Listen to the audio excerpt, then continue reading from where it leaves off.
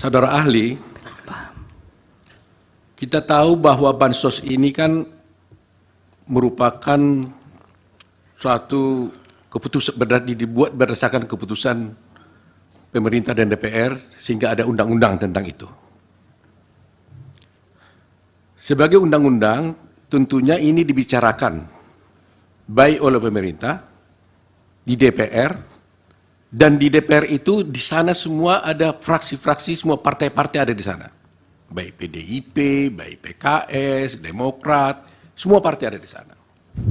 Diputuskanlah tentang adanya bansos ini. Kemudian tentunya sebagai keputusan dan sebagai undang-undang, tentunya pemerintah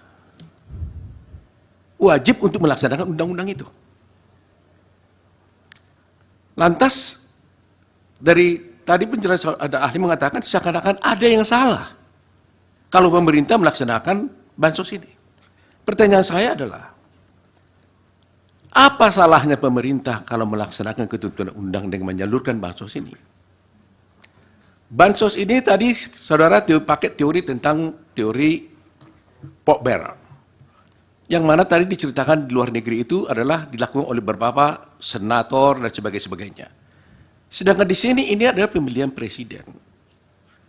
Penggelontoran bansos itu bukan dilakukan oleh salah satu segmen tertentu, tapi oleh pemerintah yang di-backup dan didasarkan pada undang-undang. Dan dibicarakan oleh semua partai yang ada di sana. Sehingga tidak ada nuansa untuk menguntungkan satu orang saja, tapi berlaku bagi semua pihak yang ikut dalam pilpres tersebut. Lantas pertanyaan saya, apa yang salah? Kenapa apa dasar saudara menyalahkan pemerintah ketika dia melaksanakan undang-undang dan menyalurkan bansos sesuai perintah undang-undang kepada masyarakat? Itu aja pertanyaan saya. Terima kasih. Disambung oleh pertanyaan dari rekan saya yang di atas. Satu lagi kalau masih ada. Cukup? Baik, Yang Mulia. Menyambung dari pertanyaan rekan sejawat kami Prof. Otto, saya ingin bertanya kepada ahli.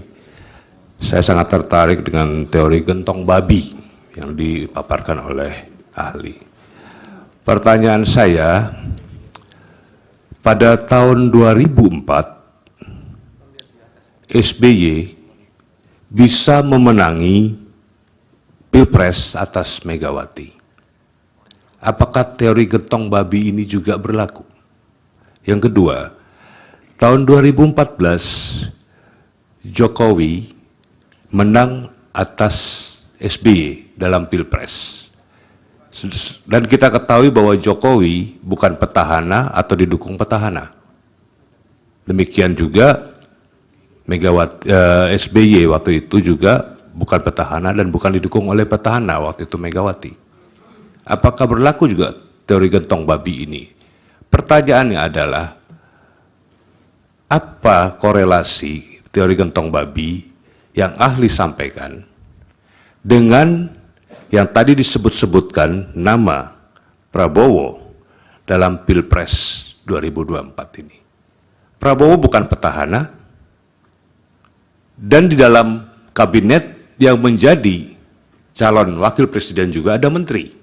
Mahfud MD, ada gubernur Ganjar Pranowo, ada mantan gubernur Anies Baswedan. Mereka sama-sama dalam satu lingkup kekuasaan eksekutif. Monggo, silakan dijawab oleh ahli. Baik, dari Bawaslu cukup ya? Cukup, Yang Mulia. Dari Hakim? Baik, silakan Pak Faisal. Terima kasih Yang Mulia. Terima kasih untuk pertanyaan-pertanyaannya. Pertama, produksi turun 0,6 sekian juta ton. Kenapa harga terus meningkat? Ya, lazimnya kalau import itu sudah masuk, harga turun, spekulan beras tidak berani naik-naikkan harga, karena Bulog punya kekuatan untuk membanjiri pasar. Kok itu tidak terjadi berbulan-bulan? Dan puncaknya bulan Februari. Puncaknya bulan Februari. Oleh karena itu, hampir bisa dipastikan secara teoritis pun mendukung bahwa digunakan untuk kebutuhan tidak semata-mata untuk stabilisasi harga. Supermarket modern kekurangan pasokan. Dan ini menariknya di pasar-pasar tradisional ada tapi terbatas, harganya mulai naik gitu. Masyarakat luar biasa yang mulia menyiasati, saya melihat dengan mata kepala saya sendiri karena saya suka mengamati di pasar. Jadi mereka beli biasanya yang kualitas 11.000 sekarang jadi 14.000, mereka belinya separuh saja, yang separuhnya lagi kualitas rendah. Jadi ya itulah cara masyarakat itu survive karena luar biasa.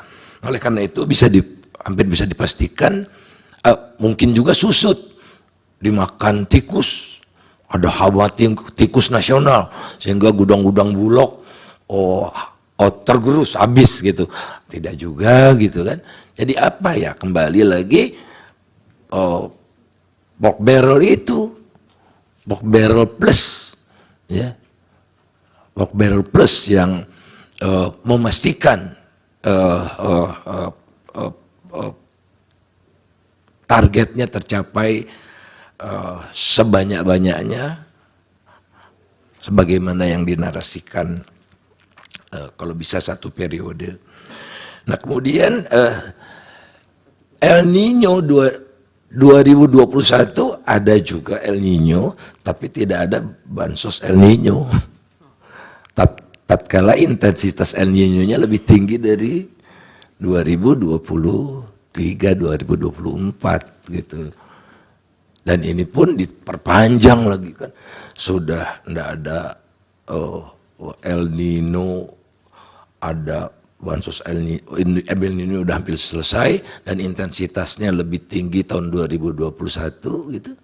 Tapi tidak ada waktu itu bansos, lagi-lagi ya karena tahun ini spesial ada pemilu gitu. Sesederhana itu. Kemudian kalau dilihat dari terkait dengan bansos, sebetulnya gelondongannya kan perlindungan sosial. Jadi ini adalah program social protection. Jadi ini bukan, kalau bansos itu seolah-olah belas kasihan, kemurah hatian. Nah, ini adalah kewajiban negara untuk mengentaskan orang miskin untuk tidak jadi miskin, dan orang yang belum miskin tidak masuk ke jurang kemiskinan. Itulah perlindungan sosial namanya. Tapi varian bansosnya semakin banyak. Disetujui DPR tentu. Tapi tambah di tengah jalan, ya tidak disetujui DPR. Pelaksanaannya dilaksanakan oleh para menteri dengan kamuflase. Ini dari Pak Jokowi, nggak disepakati oleh DPR. Import disuruh 3 juta, tidak persetujuan DPR. Banyak sekali. Dan kita tahulah kehidupan berbangsa di kita kan, kita sempat presiden heavy, lantas parlemen heavy, presiden heavy, sekarang Jokowi heavy. Not only presiden, Jokowi heavy. Apa yang diingin Pak Jokowi harus terwujud. Itu yang membuat situasinya lebih masif, dan matter of time saja nanti penerima bansos-bansos itu juga banyak yang tumpang tindih. Di Sunter, di daerah hampir tiap hari ada pembagian bansos untuk orang yang sama. Pusing, ini bansos apa lagi katanya. Orangnya itu juga kan, yang miskin itu kan, yang miskin. Kemudian kalau yang bagi-bagi lempar seperti ngasih makan bebek, ya, itu cuma ada di Indonesia, itu dilaksanakan oleh presiden sendiri. Betapa tidak beradabnya manusia Indonesia di mata Pak Jokowi. Udah biasa. Dan intensitasnya tahun ini luar biasa. Intens, bahkan pernah berkantor di salah satu provinsi besar untuk bagi-bagi. Saya sebetulnya ingin cerita tapi tidak etis. Bisa dipersingkat, waktunya sudah habis Pak Faisal. Waktunya baik Bapak, makasih. Masih terakhir tadi pertanyaan pihak terkait yang belum terjawab, bisa diberi waktu 1-2 menit. Tong babi. Ya, yang keterlibatan mantan-mantan gubernur, kemudian toh ikut kontestasi juga itu. Kan ini pemilu nasional, relevan marketnya kalau di pengadilan KPPU yang mulia, relevan marketnya bukan provinsi. Jadi gentong babi ini mengacu pada praktik yang dilakukan oleh politisi yang menduduki jabatan tinggi di pemerintahan pusat yang mampu menggelotorkan uang lebih besar gitu, agar menarik pemilih sehingga dia terpilih kembali. Jadi beda relevan market kalau kita bicara gubernur, bupati dan sebagainya, karena yang dihitung adalah nasional, dan gubernur atau bupati tidak punya aparat sampai ke seluruh Indonesia. Gubernur Jawa Timur tidak bisa memerintah kepala desa di Papua, nggak bisa.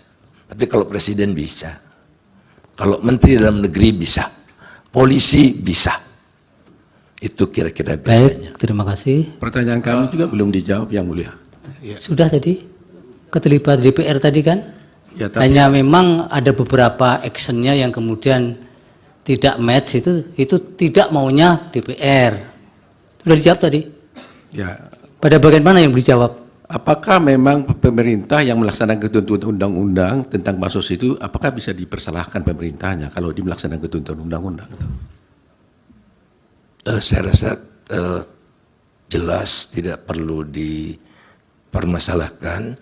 Ya, pemerintah wajib untuk melindungi rakyatnya, membantu bantuan sosial kalau ada bencana alam, kalau ada gempa bumi, ada tanah longsor, ada El Nino, dan semuanya ada indikatornya. Oke, cukup Pak. Yang Mulia, mungkin ada miss sedikit. Pertanyaan saya tadi bukan menyangkut gubernur. Pertanyaan saya tadi adalah bagaimana ketika tahun 2004 itu SBY bisa menang atas Megawati dalam Pilpres, dan kemudian 2014 Ya, Jokowi ada yang menang ditambahkan Pak Faisal dalam berkaitan dengan itu? Ya, itu belum dijawab. Tidak masuk dalam kriteria politik gentong babi karena Pak SBY waktu itu bukan incumbent. Pak SBY incumbent pada pemilu berikutnya. Setelah itu dia tidak menyiapkan dinastinya, anaknya. Jadi dia bebaskan waktu yang Baik, cukup Pak Faisal. Terima kasih waktunya. Mudah-mudahan dapat dipertimbangkan untuk dapat menjadi pertimbangan mahkamah dalam menjatuhkan putusan. Cukup keterangannya. Terima kasih. terima kasih Yang Mulia.